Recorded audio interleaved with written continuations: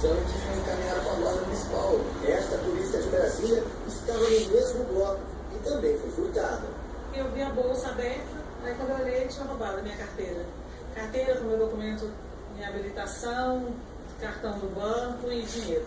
Procuramos o policial lá e para fazer a queixa, né, para falar, ninguém sabia da informação nenhuma, ninguém sabia onde que era a delegacia. Aí a gente procurava os policiais, nós estamos aqui. Aí parava na rua, viatura também, disseram que não sabia onde que era a delegacia mais próxima. Olha, a assessoria da Polícia Militar me informou que só vai se pronunciar sobre o assunto hoje. Amigo, bom dia, seria o quê? Desinformação da polícia ou preguiça desses policiais, hein?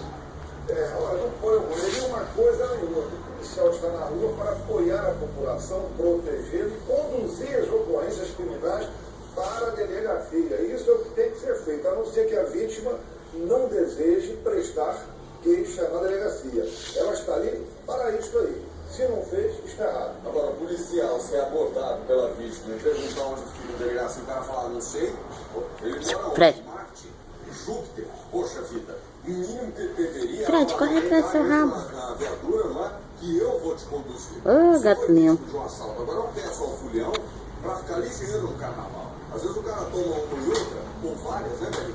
Do jeito que você gosta, fica breado, fica doidão ali, e é celular que vai embora, é carteira, é dinheiro, documento. E no meio aí dos fulhões, tem bandido também. Ou você acha que só tem o pessoal bacaninha que tá ali para curtir? Absolutamente. O bandido já espera essa época do ano, principalmente para se infiltrar nos blocos e tentar pegar a sua carteira. Porque ele sabe que é um momento de vulnerabilidade sua. Tem cara que deve demais, passa um ponto